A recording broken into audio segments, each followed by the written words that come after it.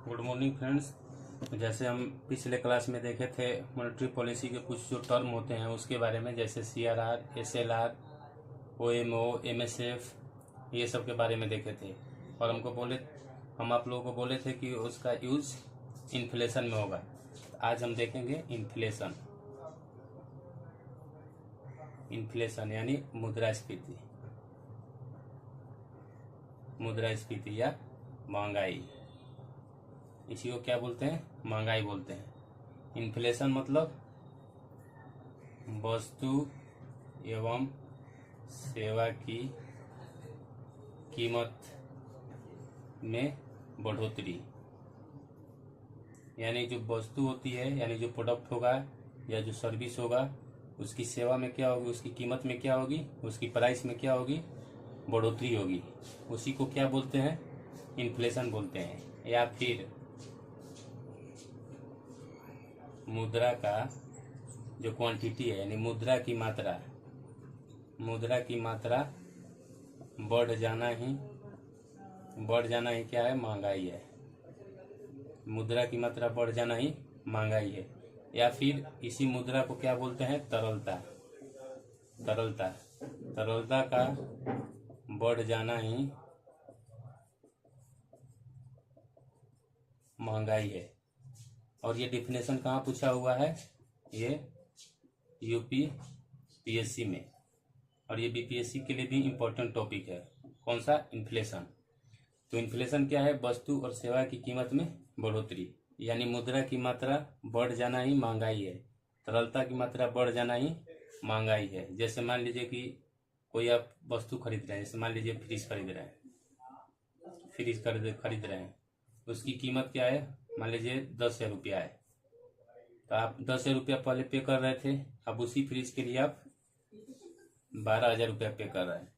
तो जब 12,000 रुपया कर रहे थे, इसका मतलब क्या है? 2,000 रुपया क्या होगा? मात्रा बढ़ गया।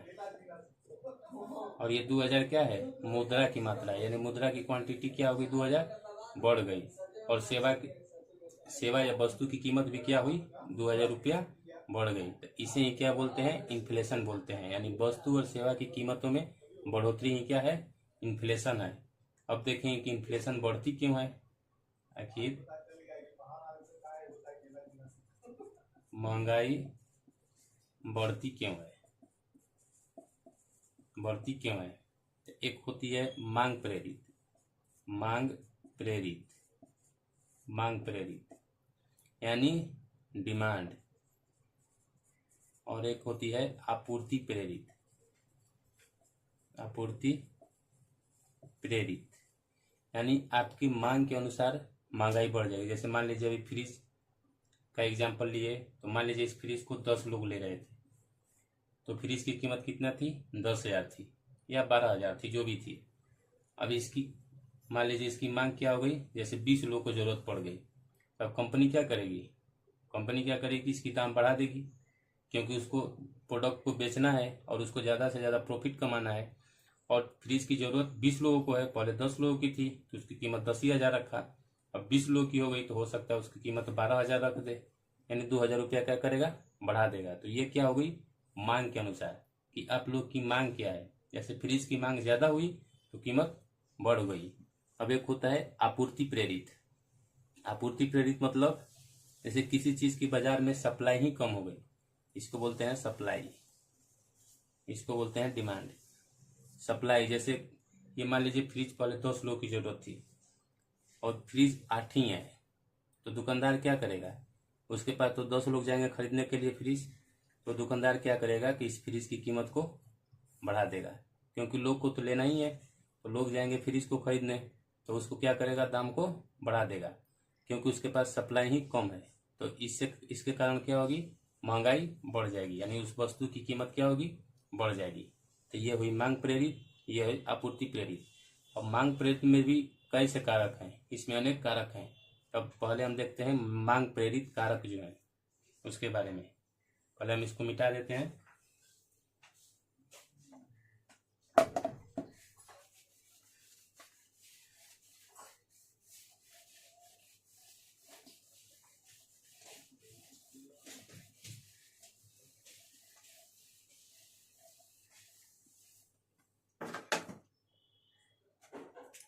जैसे पहला कारक था इसमें मांग प्रेरित, मांग प्रेरित यानी ये डिमांड से था।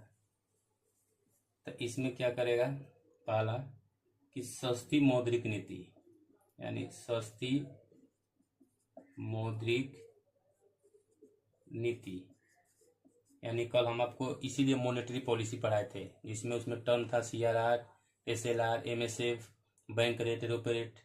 तो सस्ती मौद्रिक नीति यानी CRR, MSF, RR, RRR, bank rate. तो इसमें RBI क्या करती है कि इसका मान कम कर देगी, यानी जो CRR मान लीजिए पहले 4% था, अब इसको 3% कर देगी। जब 3% कर देगी तो इसका मतलब कि क्या, बैंकों के पास धन की मात्रा बढ़ जाएगी। जब बैंकों के पास धन की मात्रा बढ़ जाएगी तो बैंक क्या करेगा, लोगों में लोन सप्लाई करने लगेगा, यानी लोन बांटने लगेगा। तो लोगों में जब लोन बांटेगा तो लोगों के पास क्या होगा, पैसों की मात्रा बढ़ जाएगी। इससे क्या होगी, लोगों के पास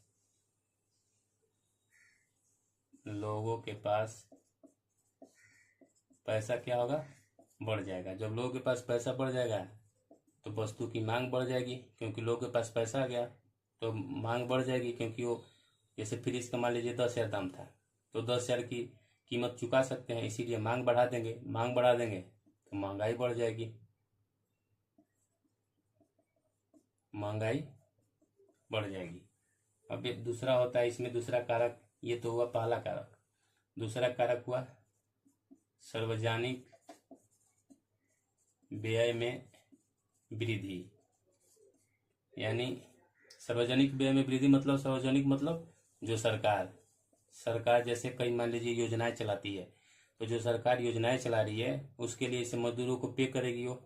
तो जब मजदूरों को जो देती है पैसा, तो उसमें क्या होगा, व्यय में अगर ज़्यादा व्यय करेगी तो मजदूरों की ज़्यादा लागत होगी।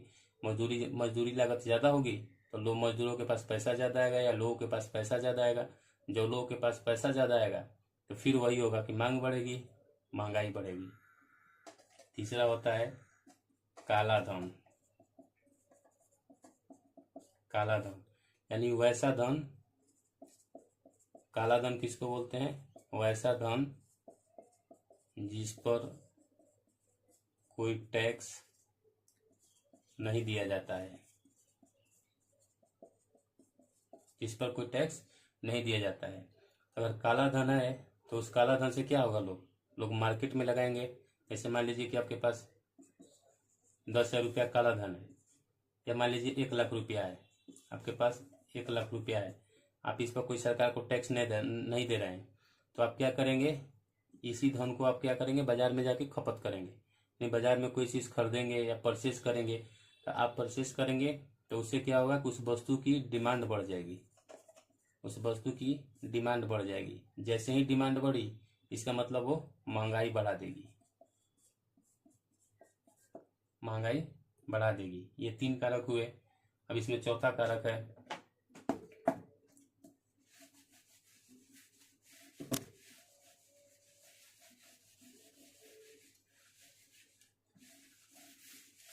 ये भी मांग प्रेरित में ही चौथा कारक इसमें चलेगा,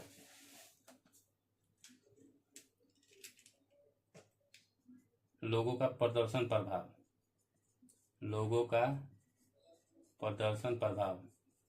अब ये क्या होता है, प्रदर्शन प्रभाव। अब ये क्या होता है, लोगों का प्रदर्शन प्रभाव। जैसे मान लीजिए कि जो मिडिल क्लास फैमिली है, तो कभी गाड़ी खरीदती है या कुछ और चीज़ खरीदने की कोशिश करती है, जिससे उसका क्या हो, मिडिल क्लास में स्टेटस बना रहे। यानी वो अपना स्टेटस दिखाना चाहती है कि मतलब अपना स्टेटस मेंटेन करना चाहती है कि मतलब हम अच्छा हैं। तो उस प्रदर्शन प्रभाव के कारण भी क्या होती है, महंगाई बढ़ जाती है। तो और जो वस्तु होती है, जैसे मान लीजिए कि आपको कार है, मान लीजिए कार, तो मिडिल क्लास फैमिली में ये हर किसी के पास तो कार नहीं होगा, किसी किसी के पास होगा कार। तो उसमें क्या होगा कि मान लीजिए वो कार खरीदने लगे, मान लीजिए हर मिडिल क्लास के लोग कार खरीदने लगे, तो कार की मांग ज़्यादा होगी। जैसे ही कार की मांग ज़्यादा होगी, कंपनी वाला क्या करेगा कि इस कार की जो कीमत है, कार की कीमत को क्या करेगा, बढ़ा देगा। कार की कीमत को बढ़ा देगा। इसका मतलब क्या हुआ, जैसे ही किसी वस्तु की कीमत बढ़ी तो महंगाई क्या हो गई, महंगाई बढ़ जाएगी। तो ये होता है लोगों का प्रदर्शन प्रभाव यानी स्टेटस। और एक होता है श्वेत वस्तु, और इसको क्या बोलते हैं, श्वेत वस्तु। श्वेत वस्तु यानी ऐसी वस्तु जिसका मांग कम हो। जैसे समाज में इसका हर, ये जरूरी नहीं है कि हर मिडिल क्लास के लोग के पास कार होगा, लेकिन इससे लोगों से इस वस्तु को खरीदने से लोगों की क्या होती है, स्टेटस बनी रहती है। तो इसे ही क्या बोलते हैं, श्वेत वस्तु बोलते हैं। तो ये हुआ लोगों का प्रदर्शन प्रभाव, ये चौथा कारक। पांचवा कारक क्या हुआ, सार्वजनिक ऋण में कमी। अब जैसे कल हम बताए थे कि सरकार को इसे किसी योजना में खर्च करने के लिए पैसा चाहिए, तो पैसा कहाँ से लेगी, या तो लोगों से लेगी, या बैंकों के पास जाएगी, या सरकारी प्रतिभूतियां निकालेगी। तो ये सरकार क्या करती थी कि यहाँ पर सार्वजनिक ऋण में कमी मतलब कि सरकार जो लोगों से ऋण लेती है, यानी सार्वजनिक मतलब लोगों से जो ऋण ले रही है। तो अगर सरकार लोगों से ऋण लेने में कमी करेगी, अगर मान लीजिए लोगों से ऋण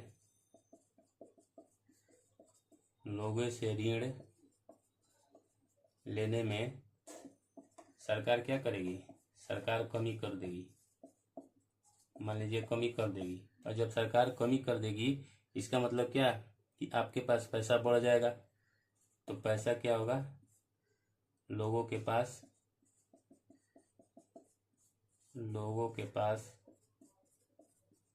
पैसा क्या होगा, पैसा बढ़ जाएगा। जैसे ही लोगों के पास पैसा बढ़ जाएगा तो लोग क्या करेंगे, सामान की मांग बढ़ा देंगे, यानी डिमांड बढ़ा देंगे। जैसे ही डिमांड बढ़ाए, महंगाई क्या हो गई, महंगाई बढ़ जाएगी। ये होता है सार्वजनिक ऋण में कमी के कारण।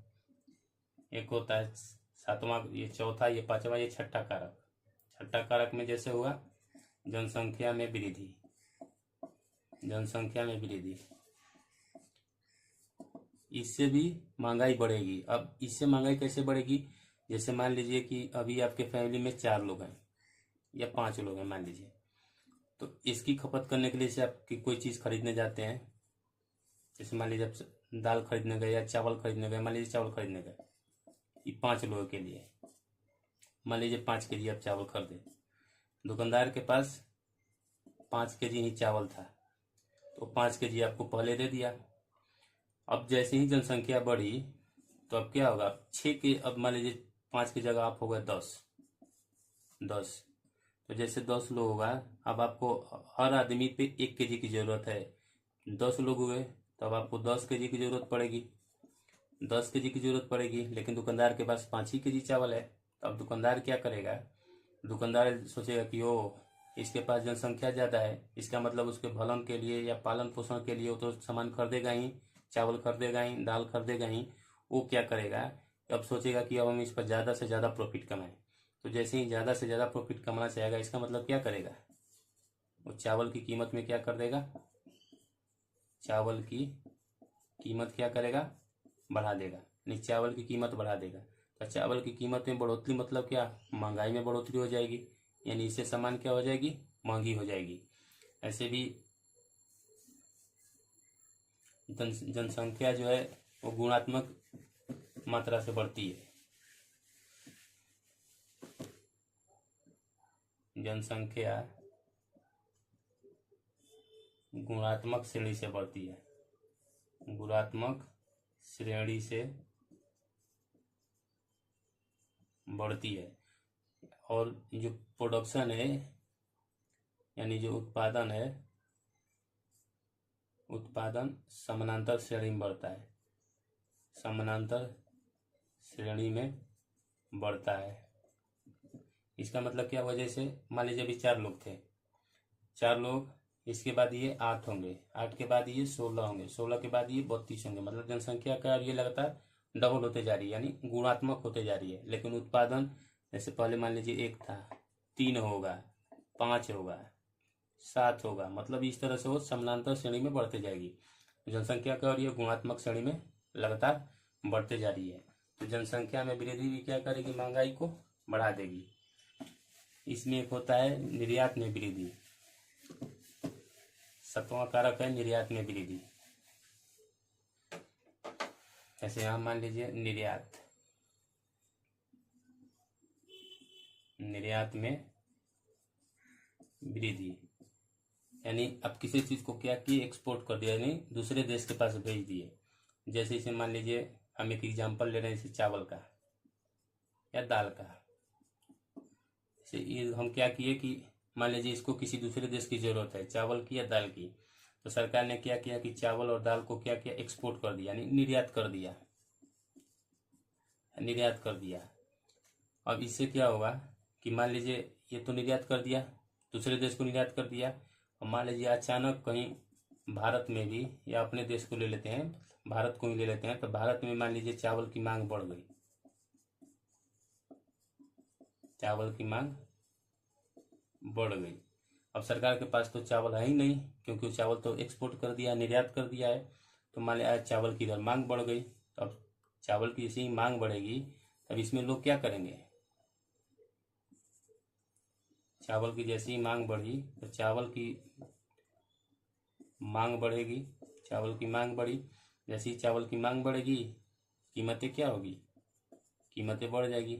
क्योंकि मान लीजिए आप दुकानदार के पास लेने जाते होंगे, तब वो सोचेगा कि मांग बढ़ ही गया है, लोग तो आएंगे ही लेने, जैसे ही लोग आएंगे लेने, हम कीमत कितना भी बढ़ाएंगे, लोगों को तो लेना ही है। अब ये तो नहीं ना कि लोग भूखे मर जाएंगे, लोग को लेना ही है, लोग लेंगे तो कीमतें अपने आप बढ़ेगी। जैसे ही कीमतें बढ़ेगी महंगाई बढ़ जाएगी, महंगाई क्या होगी, बढ़ जाएगी। तो ये सब कारक थे वो जो थे मांग प्रेरित थे। अब हम आयात जो प्रेरित होंगे, यानी जो इंपोर्ट होंगे, इंपोर्ट प्रेरित जो होंगे वो हम कल देखेंगे, क्योंकि ये वीडियो बहुत लंबी हो जाएगी। आज के लिए इतना ही, तब तक के लिए धन्यवाद।